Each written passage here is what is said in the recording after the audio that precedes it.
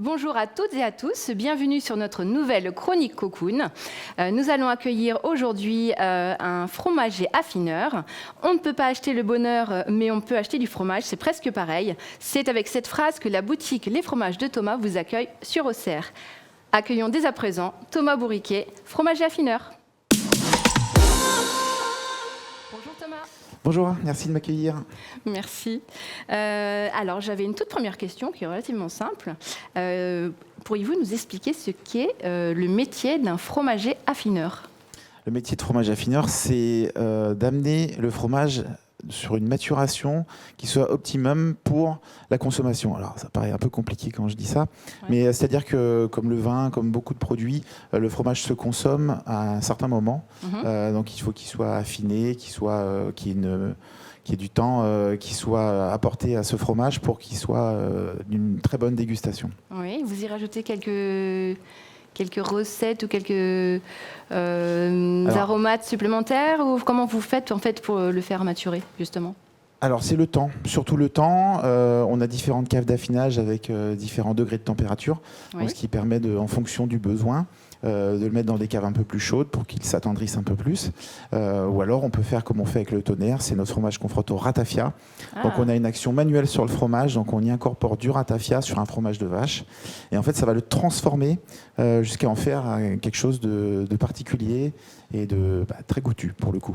J'ai déjà goûté. Effectivement, c'est formidable. Qu'est-ce que vous aimez le plus dans votre métier et qu'est-ce qui vous fait vibrer en soi ? Alors, le produit me plaît énormément. Quand j'ai découvert ça il y a maintenant presque 20 ans, ça a été un coup de foudre.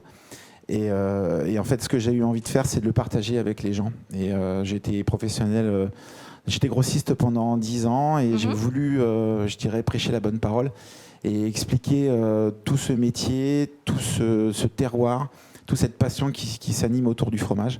C'est un produit qui est extrêmement complexe, qui est extrêmement riche, et c'est une filière où il y a énormément d'acteurs, et ils sont tous très passionnés à toutes les échelles. Et voilà, le but, c'est de partager ça. C'est ce que j'ai mis aussi au-dessus de ma boutique, c'est partager le plaisir, parce que vraiment, c'est un produit qui mérite d'être vraiment beaucoup plus,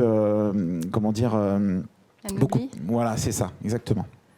C'est pas un produit que pour les riches, que pour voilà. C'est vraiment se sortir un petit peu de cette idée et de se dire qu'on a des produits exceptionnels en France et qui sont accessibles à tous. Très bien. A priori, vous avez un panel en fait de produits assez large. C'est bien ça ? Oui, on a à peu près 120 références continuellement. Donc après, ça change un peu selon les saisons. Oui. Mais voilà, on va avoir 20% de production un petit peu locale. Donc on travaille beaucoup avec les produits de Bourgogne-Franche-Comté. Et puis après, on a 80% de produits un petit peu français. Et puis on a des petites curiosités. Chaque semaine, toute mon équipe et moi, on se décarcasse pour trouver des choses exceptionnelles, à des prix intéressants, avec des choses vraiment curieuses et toujours dans le but de faire découvrir les choses nouvelles. Et alors les pépites de cette semaine, c'est quoi par exemple ? Les pépites de cette semaine, donc on a trouvé un fromage qui a frotté à la bière, à la châtaigne. Voilà, c'est une petite spécialité corse. Oui. On a trouvé une petite brique de brebis du Larzac avec des graines de fenugrec. Voilà, on essaye toujours de chercher des choses intéressantes. Atypiques un peu. Atypiques complètement. Et puis après, on a toujours des fromages extraordinaires comme des comtés qui ont plus de 30 mois de chez Marcel Petite. Voilà, c'est des choses qu'on n'a pas accès, que tout le monde n'a pas accès. C'est vraiment des produits d'exception. Génial. Vous nous dites que les clients n'achètent pas ce que vous faites ou comment vous le faites, mais pourquoi vous le faites ? Est-ce que vous pouvez nous expliquer un peu ce que Alors vous ça, voulez c'est dire ? une phrase que j'aime beaucoup. Parce qu'en fait, aujourd'hui, je sens bien que les gens attendent plus que d'acheter un bout de fromage. Ils achètent un moment passé avec vous. C'est-à-dire que moi, je rentre dans la vie des gens, dans le sens où je fais partie de la famille, je fais partie du repas. C'est je suis entre le plat principal et le dessert. Et en fait, c'est cette fierté pour moi d'accompagner les gens au quotidien. Et en fait, ils viennent acheter un moment. C'est ça qui est formidable. Très bien.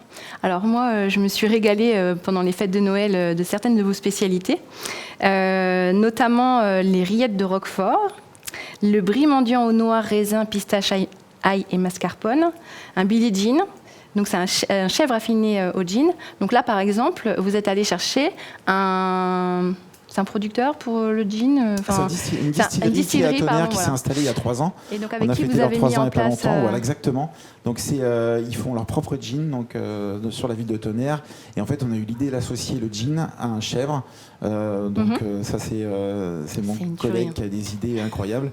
Et puis, oui, comme les rillettes de Roquefort, c'est des petits plus. C'est-à-dire, c'est comment consommer le fromage différemment. C'est-à-dire que c'est plus des fromages de temps en temps qui vont s'apprécier à l'apéritif ou en dégustation. C'est-à-dire qu'on sort un petit peu des sentiers battus et on arrive avec des choses toujours pour passer un bon moment, que ce ne soit pas que se nourrir, mais aussi se faire plaisir. Se faire plaisir, oui. Et je crois, toi, Sophie, que tu as une petite préférence pour... Oui, c'est pour votre fromage avec le pain d'épices. J'ai un trou de mémoire, j'ai oublié le nom, mais comment s'appelle-t-il ? Le train d'épices. Le train d'épices, oui. J'ai goûté aussi celui-ci. Ouais, c'est une création de Thomas, qui s'appelle Thomas aussi, à la boutique de Serres. Il a eu l'idée d'associer 2 produits régionaux. Donc c'est un pain d'épices qui vient de Villeneuve-sur-Yonne. Et donc de l'associer avec le sous-matrin de chez Madame Leclerc à sous-matrin. Et donc le fromage marche très très bien avec le pain d'épices. Ce produit-là, en tout cas, on a un côté lactique très sympa. Et on passe un moment intéressant. Il est très très bon et vraiment je le conseille à tout le monde parce que c'est vraiment délicieux. Alors moi, le Graal pour moi, en fait, celui que j'ai vraiment adoré, c'était le Brillat Savarin aux truffes. Le truc, c'est... Oui, fabuleux, quoi. De temps en temps, quand on arrive à avoir des truffes de Bourgogne, on fait une préparation à base de mascarpone, de la truffe qu'on râpe, et puis un peu de sel, un peu de poivre, et on l'associe généralement avec le Brillat Savarin. On peut l'associer avec le Brie de Meaux, mais voilà, c'est de la douceur. Le Brillat Savarin est un fromage qui laisse de la place à la truffe. Donc en fait, on a un bel équilibre entre les 2 associations. Et oui, c'est très gourmand. Ah oui, c'est très gourmand. Mais ça tombe bien. Comment vous trouvez toutes ces inspirations, justement, d'associations, de produits ou de partenariats ? Déjà, j'ai une équipe très curieuse qui aime beaucoup manger. Donc on passe beaucoup de temps ensemble et puis on échange les recettes qu'on a vues. Et puis donc je travaille aussi avec beaucoup de professionnels de la restauration, des restaurateurs. Et c'est vrai qu'on est toujours en train de parler de nourriture. Ça, c'est un petit peu la force du français, c'est qu'on a à peine fini de sortir de table qu'on continue à parler de nourriture. Et au moins, ça ne fait pas grossir, ça. Voilà, c'est ça. Et puis toujours une approche un petit peu différente du fromage. Montrer que le fromage se consomme de toutes les manières et à n'importe quel moment.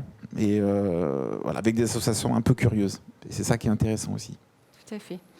Et où pouvons-nous retrouver tous vos produits ? Alors donc il y a la boutique à Auxerre, donc 122 rue du Pont, et puis ensuite vous pouvez nous retrouver sur les marchés, donc sur les marchés de Tonnerre, Chablis, Saint-Florentin, Avallon, Montbard, Ancille-Franc. Donc on est exactement, et puis bientôt à Fleuny-la-Chapelle. Voilà, je suis sur un petit projet d'ouverture de boutique aussi, pour que les gens puissent nous retrouver aussi à côté de notre lieu d'affinage. Et puis voilà, on a envie de créer un univers un petit peu différent avec une approche aussi d'atelier peut-être autour du fromage pour donner envie peut-être aux gens de découvrir ce produit un peu plus profondément, je dirais. Très bien. Écoutez, merci beaucoup d'être venu jusqu'à nous. Et puis, merci. Voici que cette nouvelle chronique se termine. N'hésitez pas à commenter, partager, liker. À très bientôt. Merci. Au revoir Thomas. Au revoir Sophie.